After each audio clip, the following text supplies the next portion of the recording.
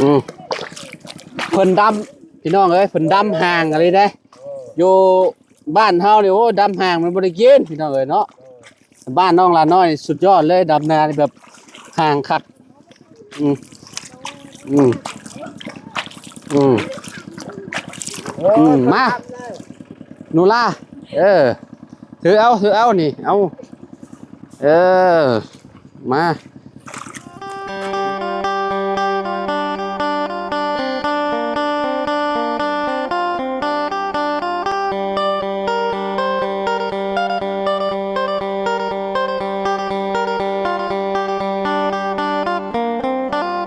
กับสบายดีสวัสดีพ่อแม่พี่น้อง FC เบิร์ดสุขุสุคนเนาะบ่ว่าสิอยู่ในและก็ต่างประเทศเด้อพี่น้องก็ยินดีต้อนรับเข้าสู่ช่องบ่าวลาวสตูดิโอคือเก่าคือเดิมพี่น้องเนาะเปิดภาพมาเฮาก็อยู่ที่หน้าน้องลาน้อยเพิ่นเด้อพี่น้องเด้อเนาะ FC หลายคนก็คือสิท่าเบิ่งเนาะว่าการดำนาอยู่ทางเซโปนเพิ่นดำแบบใดพี่น้องเนาะคือกันกับลาวหลุมบ่เนาะพี่น้องเนาะตอนนี้เพิ่นกำลังไถนาอยู่ได้ตึกอยู่พี่น้องเนาะเพิ่นกระดำช่วงแรงๆพี่น้องเนาะรอบเช้าบ่ฮู้ว่าเพิ่นดำได้จักอันพี่น้องเนาะไปพี่น้องไปเบิ่งไปชมกันพี่น้องเนาะ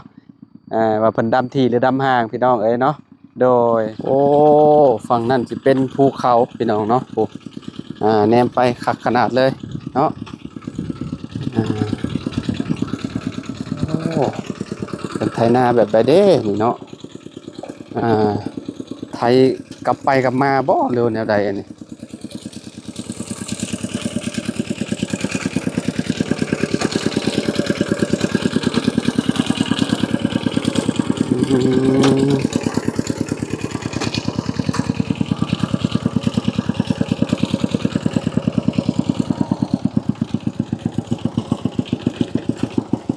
โอ้พี่น้องเนาะลื่นบ่อนนี่เพิ่นนั่นน่ะละบ่เพิ่นลกเอาละบ่กล้าเลยว่าแนวใดเนาะพี่น้อง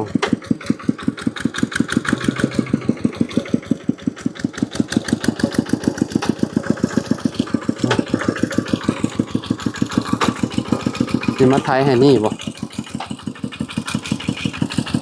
เออ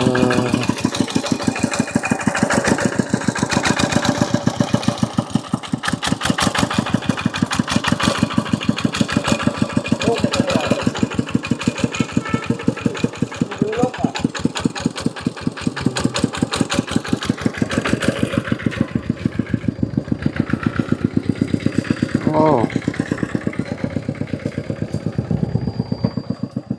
ทางนี้ทางน้องหลาน้อย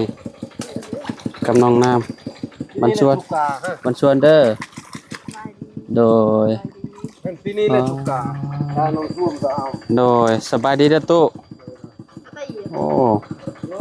โอ้ประตูบ่ลงมือเลยปีนี้เนาะครั้งแรกเด้อนี่ USA ธรรมดาบ่แขนเราน่ะมีลายได้พี่น้องเนาะเห็นเราบ่ปากว่าเราบ่มีลายนี่โย อันนี้ลายซักเองบ่ USA นี่ได้อันนั้นเด้แต่โตนั่นน่ะอันนี้ก็เจ้ายังบ่ได้เกิดดอกโดยธรรมดานี่อันนี้นี่ฮะหัวใจอันน่ะบ่โดยหัวใจเนี่ยให้หัวใจนะซักหัวใจใส่ในแขนโดยหัวใจแล้วก็เลข2เหมือนบ่น่ะโดยเลข2แล้วก็เลขยังอีกกันน่ะเฮ้ยพี่น้องเนาะ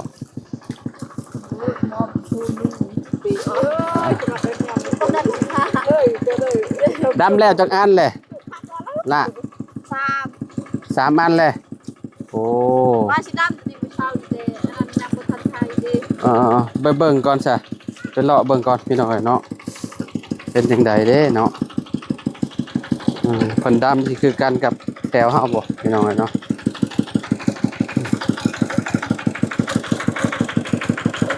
โอ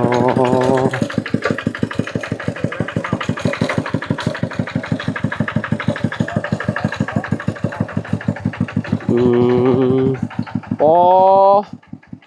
ดำห่างเด้อพี่น้องเอ้ยเนาะเพิ่นดำห่างแห้งเลยบ่ได้ที่เด้พี่น้องแตกต่างกับเขตเฮาหลายแห้งเลยเออห่างเป็นคืบเลยโอ้โหเป็นคืบเป็นชอกคือเราเว้าอีหลีคือประตูเริ่มเว้าบางทีก็เป็นคืบเราอะแม่นความลาวพี่น้องเอ้ยเนาะอืมโอเคโอ้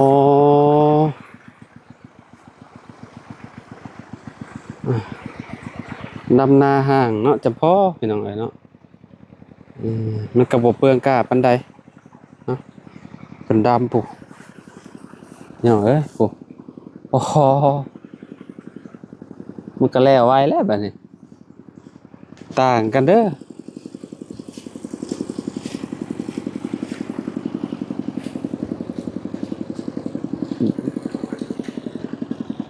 อยู่บ้านนะคะแนนดำแบบนี้เนี่ยโอ้โหพี่น้องเอ้ยเนาะบ่ได้เขาคะแนนหน้างามให้ยอมรับดูคะแนนดำห่างมันนี่ก็ได้มันงามๆพี่น้องเอ้ยเนาะดำห่างมันนี่ได้เรื่องเลยเนาะเดี๋ยวการ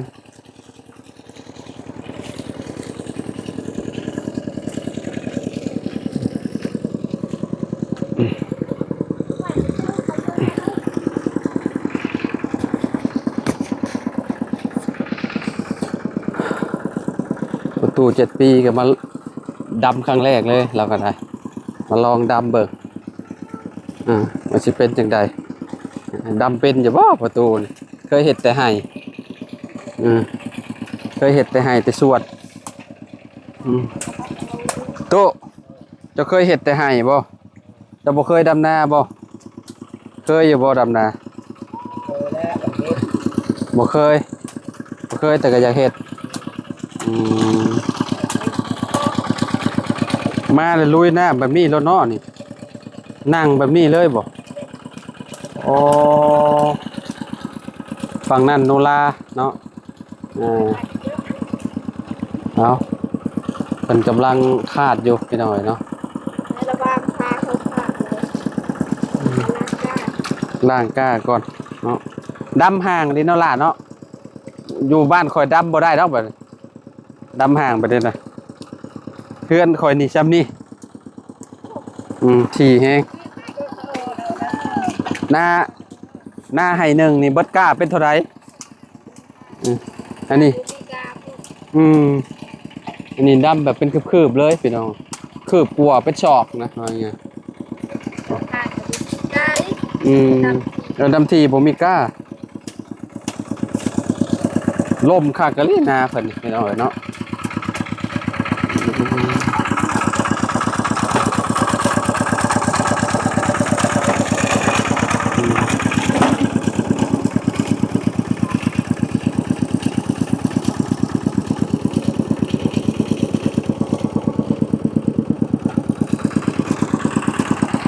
เป็นนาลมเนาะดำง่ายอยู่นาลมแบบนี้อ๋อฝั่งนี้คันนาขาดช่วงฝนตกแล้วขาดไปเลยนาเรา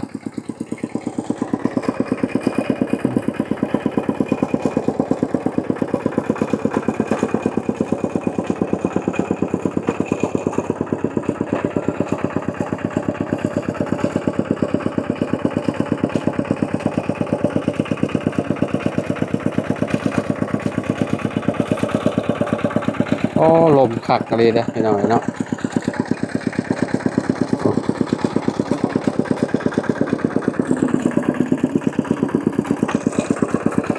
ใส่ควายไทยนี่บ่ปานใดแล้วเด็กตายไปแล้วควายมันเหนื่อย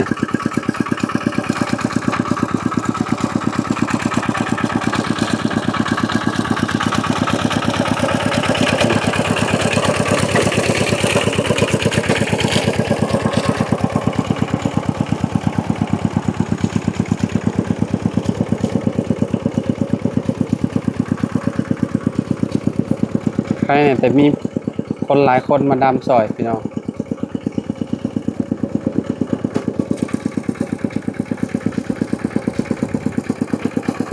เสี่ยงแต่เวลาฝนตกก็แล้วอยู่แถวนี้ฝนตกดูผ่านน้ำท่วมบ่าพี่น้องเอ้ย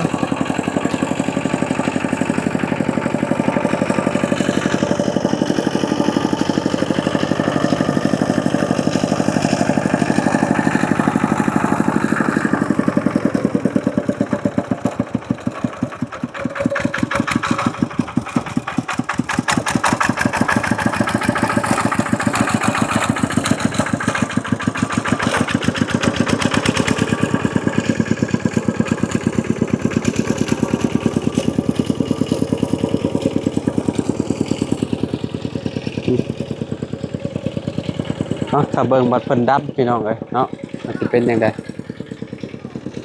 ตอนนี้เพิ่นก็คาดแล้วแหละพี่น้องเอ้ยเนาะอ๋อ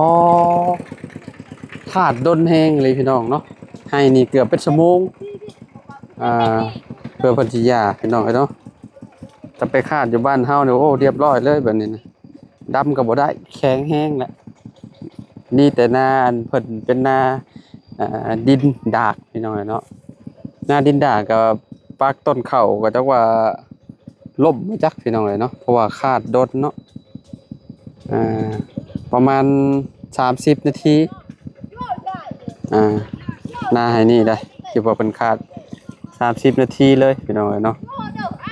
ปักต้นข้าวอยู่บ่จะว่าแล้วไปเบิดบ่จ๊ะพอปลูกน้องหลาน้อยลงเลยพอแล้วแห้งเลยพี่น้องเอ้ยเนาะปักต้นข้าวบ่อยู่ดอกล่มนะปีกาเพิ่นพี่น้องเอ้ยเนาะนี่ฝั่งนั้นอีก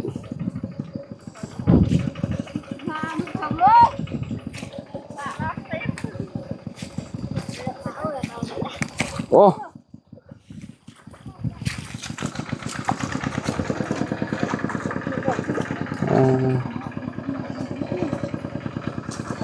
โอ้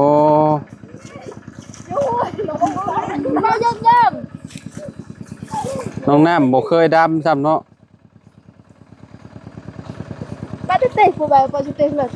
ปักกันมันบ่อยากอยู่ปานใดนี่มันแล้วโพด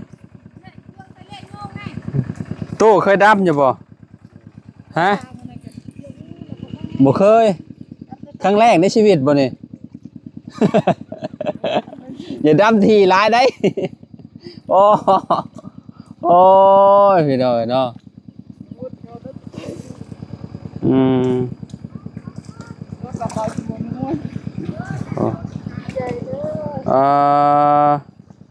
น้องหล่าเพิ่นดำพี่น้องครับ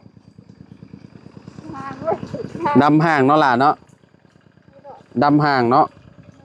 ห่างเป็นวาเลย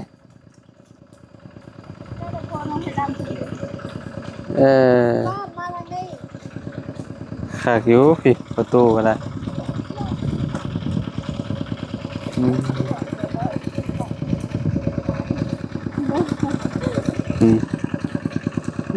ประตูนี่ก็เป็นเพราะเพิ่น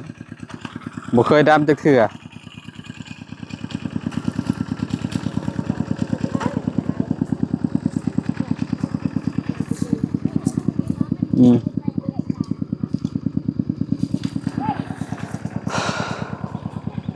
ดำห่างๆมันนี่ก็ถือว่าไปไวแล้วบัดนี้โอ้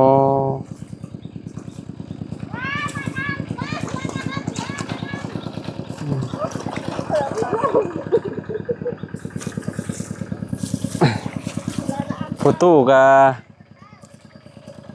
มันดำซอยพี่น้องเนาะเราก็มาลงมือเป็นได้น้องน้ำครั้งแรกบ่หรือว่าปีก่อนๆเจ้าก็มาดำอยู่บ่บ่เคยบ่โอ้ปากลงแบบนี้คนบ่เคยดำนาเนาะใครแน่แต่นามันอ่อนโนล่าดำไว้อยู่เนาะ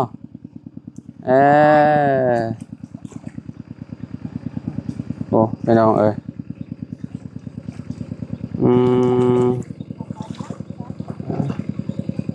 สังเกตเบิ่งน้องน้ำเพิ่นเคยอันซักแต่ข้าวเนาะบ่เคยดำนาต้องจับแล้วก็ปากลง ใจกบาลูกโอ้ยทำมาใจมันน้อยใจ มันห่างมันแล้วไวอยู่พี่น้องเนาะมันบ่คือดำนาที่เขตจุมเฮาบ่ได้ห่างปานนี้ดำมันก็งามอยู่บ่เข้านี่ล่ะ งามรู้แล้วชุดอยู่เฮือนน่ะได้40เบา บ่คะแนนจุเจ้าดำที่กว่านี้ได้หลายกว่านี้เข้านาเทิงเจ้าน่ะ นาทีเดี๋ยวมันล่ม บ้ามันถี่มันแห้งบ่ล่มแล้ว มันอันตรกัน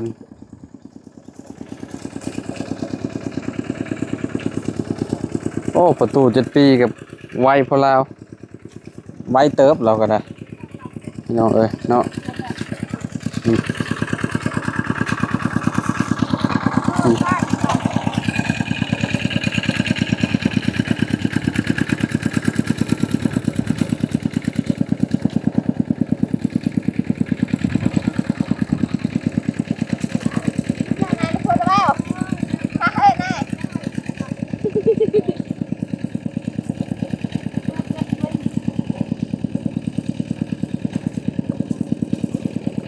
คืออยู่บ่ตู้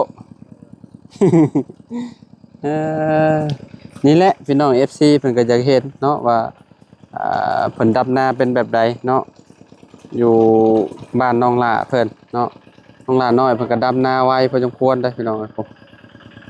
ไปดำนารับจ้างได้อยู่บัดนี้นะถือว่าโอเคเด้โอ้ปั๊บน้องน้ำก็เพิ่นบ่เคยดำจักเทื่อเด้เพิ่นก็อยากลองเบิ่งประตูก็ครั้งแรกในชีวิตจะบ่จักกันมาดำนาเนี่ยหน้าเพิ่น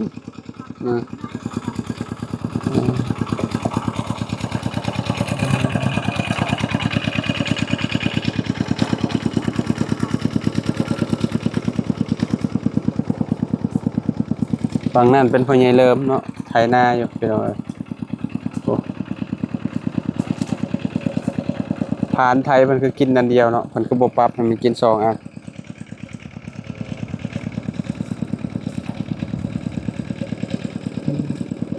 เรามาเออเรา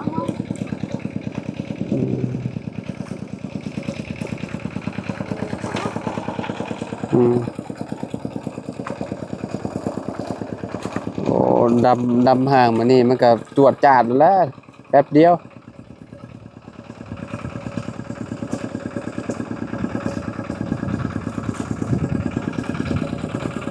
สิแล้วเลยเด้พี่น้องแป๊บเดียวนะสิแล้วแล้วไปบ่ไว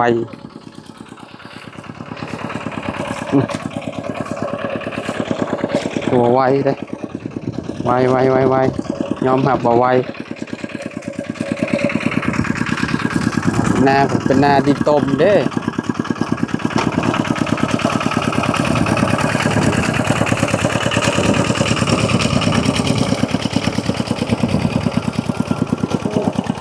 แบบบ่ให้หมุนเลยนี่ใบพาดนี่เนาะอ๋อ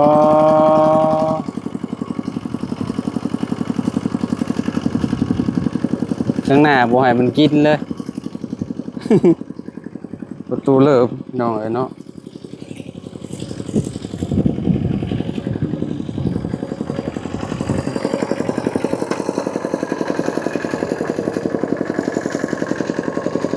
เราก็เป็นนั่นเราก็ได้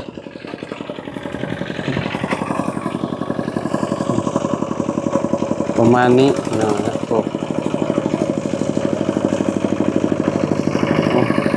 เราก็เล่งพอแล้วได้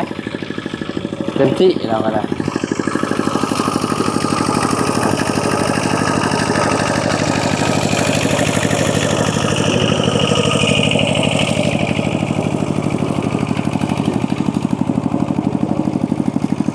โอ้มุนยากกำเลยเดี่ยวเอาเลยโอ้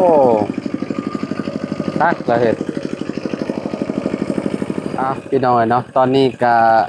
เนาะสุดหน้าแล้วฝั่งนี้พี่น้องเนาะประตู7 ปีก็เก่งเนาะครั้งแรกเลยเด้พี่น้องเนาะที่ว่าประตูเรามาดำนาเนี่ยแม่นประตูโอ้ อ๋อใส่มุงพร้อมก็บ่ใส่แว่นมาแว่นตาจังน่ะ อ๋อโอ้เคยโดยเคยนำแต่ข้าวเนาะตู้เนาะอืม เราก็เคยไก่นาบ่เคยดำเนาะ เคยด อืม ำโอ้ไก่นาก็เคยเฮ็ด หมู่เคยเฮ็ดแล้วก็เฮ็ดเนาะ เฮ็ด เฮาบ่เคยเฮ็ดเด้ ก็แล้ เออ เฮ็ดแบบนี้แล้วง่าย ฮะ เฮ็ดแบบนี้แล้วง่าย ดำนานี่ง่ายบ่ ง่ายเลย บ่ง่ายติ เอาง่ายเอ้ยไก่นำอยู่กับไข่เข้า มันสิเฮ็ดหลายอย่างเลยตู้ โอ้ย บ่จักคาดบ่จักไทยบ่จักหวานก้าซักข้าวแหละคือแบบมันจบเทื่อเดียวเลย อันนี้ต้องถอนก้ามาดำอีกอ่าอ่าอ่า น้องน้ำก็ครั้งแรกในชีวิตเลยบ่จักที่ว่าเพิ่นมาดำนาพี่น้องเนาะง่ายหรือจังไดน้ำง่ายบ่ดำนาง่ายกว่าซักข้าวบ่คือกันกับซักข้าวโอ้พี่น้องเอ้ยเนาะอืมโอ้ฮะเฮ็ดเวียงหยังก็ต้องเมื่อยโอ้แม่นความเจ้าเนาะใครแน่แต่มันแบบมันเป็นนาอ่อนแน่พี่น้องเอ้ยเนาะอืมอ่าคือแบบนี้เนาะอืม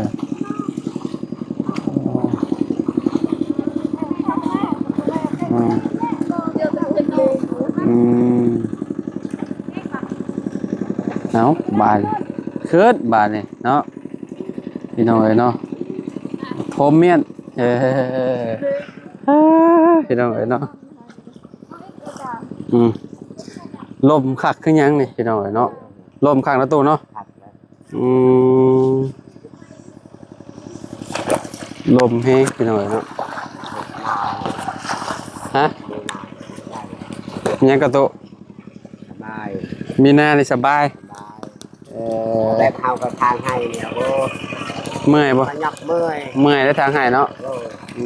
มเป็นความเจ้าอยู่ ไอ้นี่แต่เมื่อยนะเมื่อยอยู่คนเดียวนี่ อืม ใครแน่ อืม นำก็มี เห็นบ่เออเดี๋ยวมาเบิ่งน้องละน้อยเป็นดำ